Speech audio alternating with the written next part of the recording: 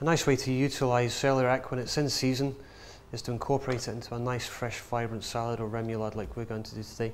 When celery is in season, you're going to find it in abundance in the supermarket, so it's not an ingredient that you're going to struggle to find.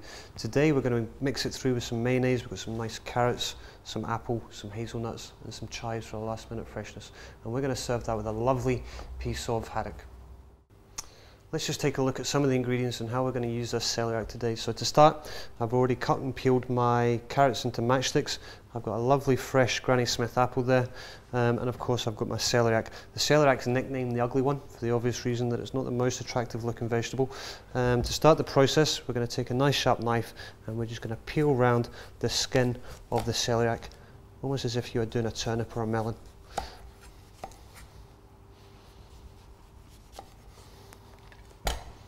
So all the trimmings we can pop into the bin. Unfortunately they're no use for anything. And then from there we're going to slice our celery into slices, and it's got quite a firm texture, so you might need to apply a little touch of pressure when you're putting the knife through.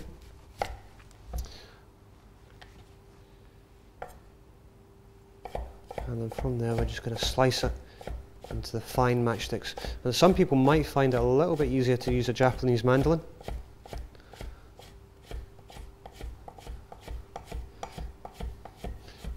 And we don't want the texture to be too coarse. If the texture is too coarse, there's a little bit too much eating in it involved. It needs to be nice and fine for this recipe.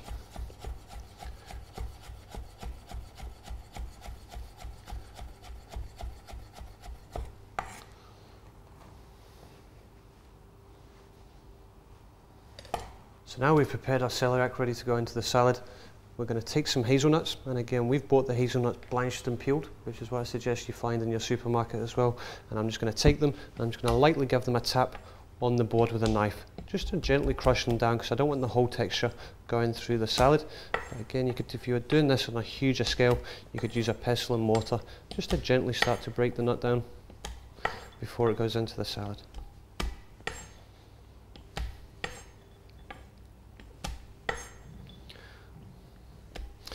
Now we've crushed our nuts down, getting the salad together is very, very simple. We're going to take our bowl, and into the bowl we're going to place all the ingredients, and we're going to bind the salad with some mayonnaise.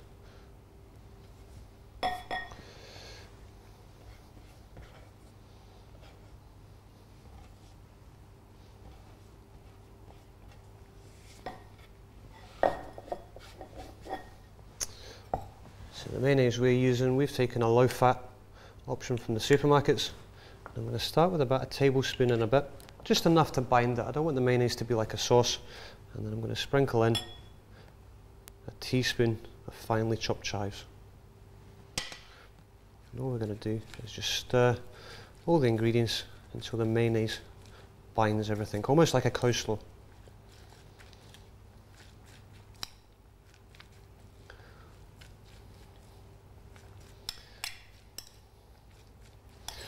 So our mayonnaise now is fully incorporated through that mixture, and it's like anything, we'll give it a little twist of pepper and a tiny little pinch of salt, just to help bring all those flavours together in that salad. At this stage now, comfortably you could make this salad 2 to 3 days ahead of yourself, keep it refrigerated and covered, and then from there all we're going to have to do is just cook our fish to serve. So just quickly, I'm going to prepare this lovely fresh haddock fillet that we've got from the supermarket. We've asked the fishmonger to take the skin off for us, so it's ready to go. All I'm going to do now is just take the bones out, so again it makes it a little bit easier to eat during the process. So to start, when we run our fingers down, you're going to feel the spinal cord down the middle. All I'm going to do is take a nice sharp knife and just run the knife down the side of the bones. It really is that easy, and then the flesh just pulls away, and now we've eradicated 100% of those bones. We're going to repeat the process on the other side, and now we have a nice fresh boneless and skinless piece of fish ready just to pan fry very softly. Now depending on the size of your pan, you can pan fry them very large, or if your pan's a little bit smaller, you can cut them down and serve them as four.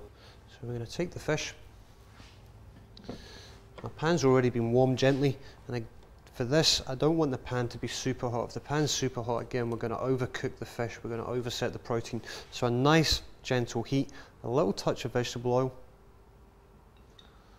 just enough to coat the bottom of the pan.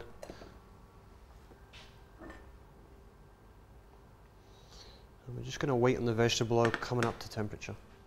So to cook that fresh haddock off, I've gently preheat my pan.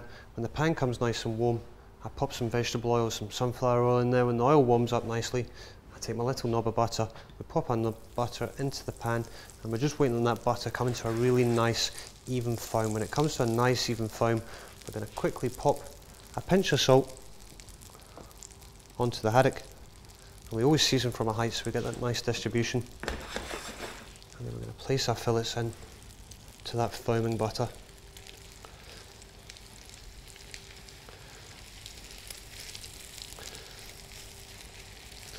And with the haddock being such a delicate protein, it's literally going to cook in maybe 2 to 3 minutes, and then we're going to turn it over and cook it for another minute on the other side. So I'm just going to let that cook.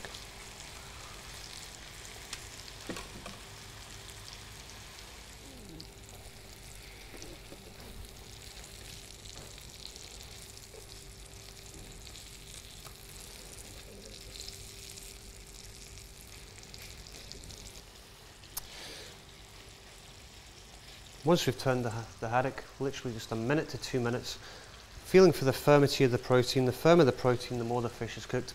It's an indication that the fish is ready. We're going to turn the heat off and we're going to start to plate the rest of the dish. So I'm going to let it just sit in the pan just for a second to rest. While it's resting, we're going to take some of our celiac remoulade and we're going to get nice the remoulade on the plate.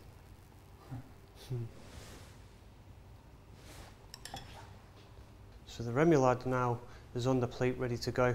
Our haddock fillets are cooked in the pan, just ready to come out. And at this stage, remember, they're going to be very, very delicate. And then we're just going to pop them on the plate.